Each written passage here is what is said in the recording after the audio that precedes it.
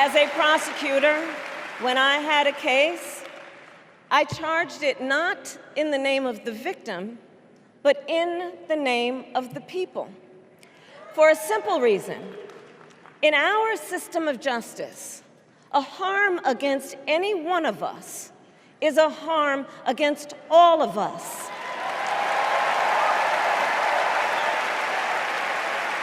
And I would often explain this to console survivors of crime, to remind them no one should be made to fight alone. We are all in this together.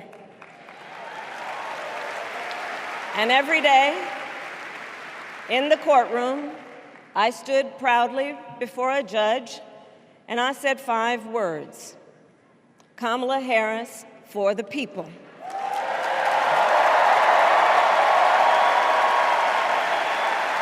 And to be clear, my entire career, I've only had one client, the people.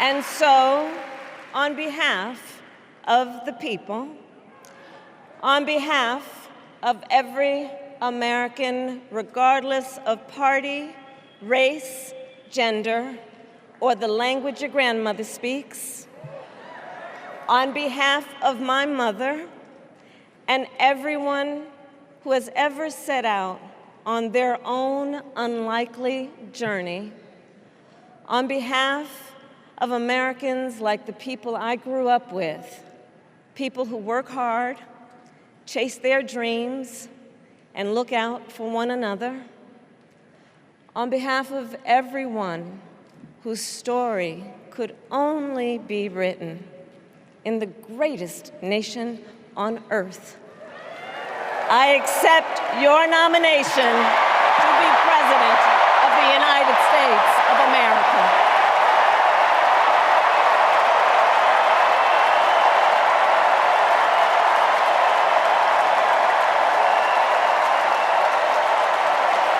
And with this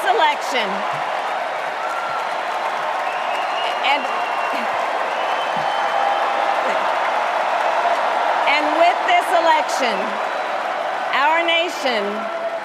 our nation with this election has a precious, fleeting opportunity to move past the bitterness, cynicism, and divisive battles of the past, a chance to chart a new way forward.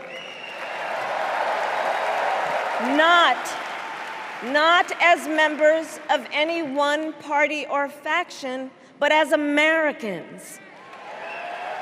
Fellow Americans, this election is not only the most important of our lives, it is one of the most important in the life of our nation. In many ways, Donald Trump is an unserious man. But the consequences of putting Donald Trump back in the White House are extremely serious. Just imagine Donald Trump with no guardrails, and how he would use the immense powers of the presidency of the United States, not to improve your life, not to strengthen our national security, but to serve the only client he has ever had, himself.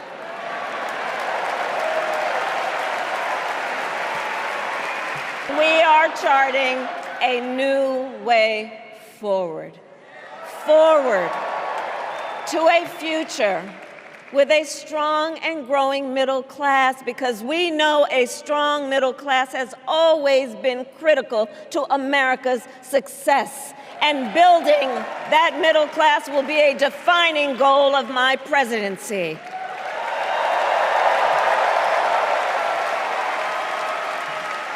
And as president, I will bring together labor and workers and small business owners and entrepreneurs and American companies to create jobs, to grow our economy, and to lower the cost of everyday needs like health care and housing and groceries. We will provide access to capital for small business owners and entrepreneurs and founders. And we will end America's housing shortage and protect Social Security and Medicare. And when Congress passes a bill to restore reproductive freedom, as President of the United States, I will proudly sign it into law.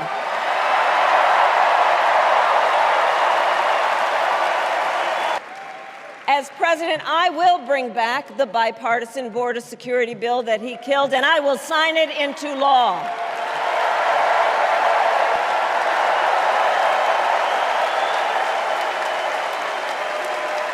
As commander-in-chief, I will ensure America always has the strongest, most lethal fighting force in the world.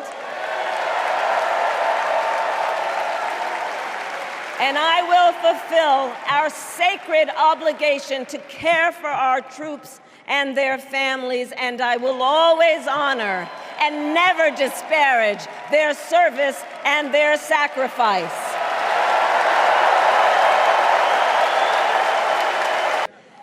President Biden and I are working to end this war such that Israel is secure, the hostages are released, the suffering in Gaza ends, and the Palestinian people can realize their right to dignity, security, freedom, and self-determination.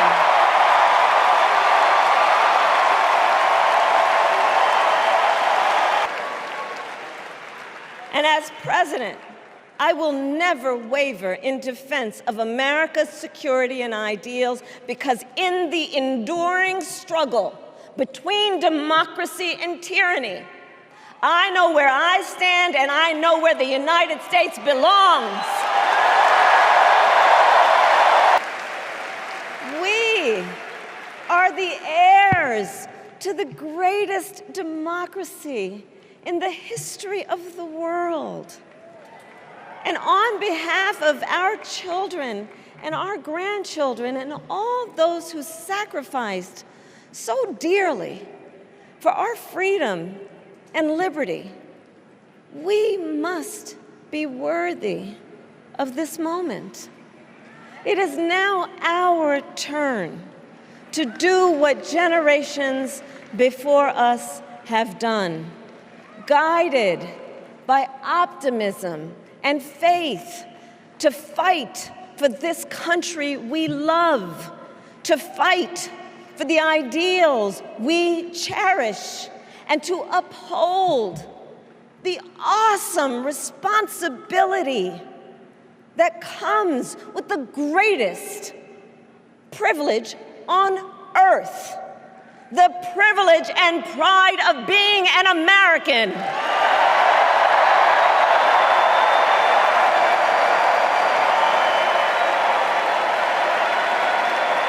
So let's get out there, let's fight for it, let's get out there, let's vote for it, and together let us write the next great chapter in the most extraordinary story ever told. Thank you. God bless you, and may God bless the United States of America. Thank you all.